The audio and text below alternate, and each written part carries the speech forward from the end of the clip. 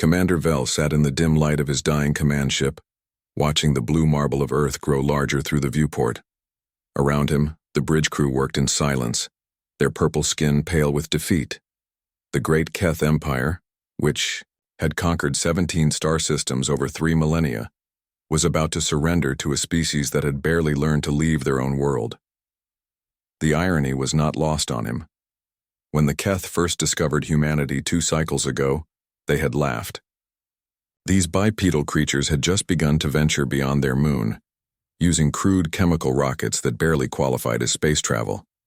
Their homeworld showed no signs of the unified planetary government that every civilized species achieved before reaching the stars.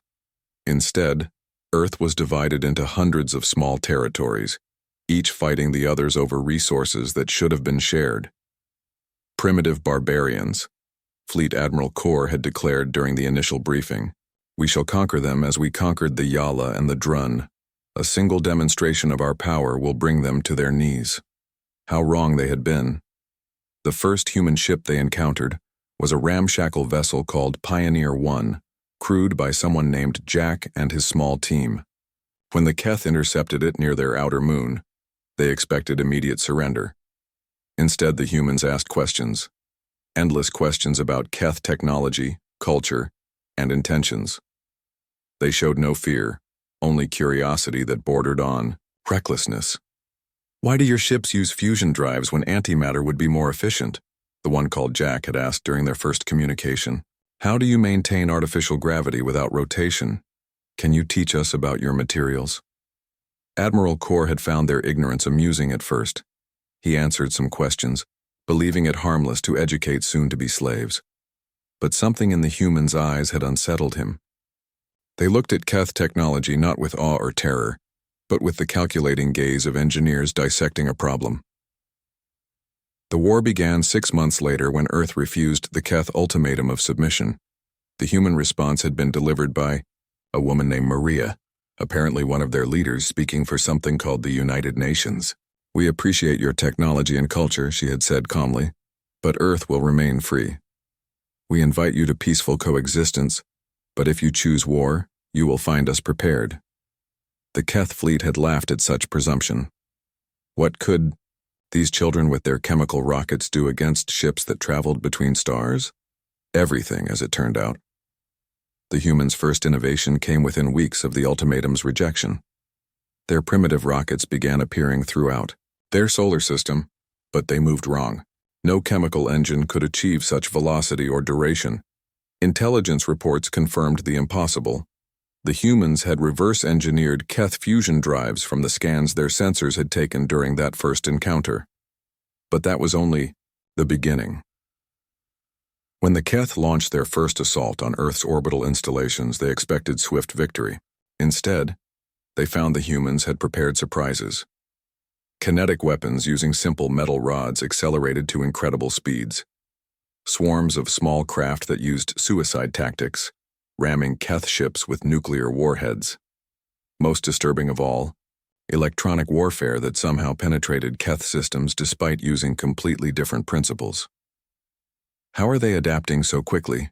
Kor had demanded after losing 3 destroyers to human defenders in the first engagement. Vel had studied the battle recordings and provided an answer that chilled the command staff. They learn from every engagement. Each time we use a weapon or tactic, they develop countermeasures within days. Their information networks share discoveries across their entire planet instantly. The pattern continued through 18 months of warfare. Each Keth advantage became temporary. Superior shields were defeated by frequency-shifting weapons. Advanced targeting systems were confused by electronic warfare and decoy technologies. When the Keth adapted, the humans changed tactics entirely, but it was not just their technology that proved formidable. The humans fought with an intensity that mystified Keth commanders. They never retreated when retreat made sense. They defended positions that held no strategic value simply because others had died there. They launched attacks against impossible odds and somehow succeeded through sheer determination. Most unsettling was their attitude toward death. Keth soldiers were trained professionals who valued their lives appropriately. Humans, through themselves, at superior forces without hesitation. They rigged their own ships to explode rather than be captured. They continued fighting even when severely wounded. "They are insane," Lieutenant Nex had whispered after watching recordings of human Marines holding a space station against overwhelming odds. "No," Vel had replied, beginning to understand. "They are something we never encountered before. They make their own meaning." The turning point came when Earth launched its first interstellar ships. In less than 2 cycles, humans had gone from chemical rockets to faster-than-light travel.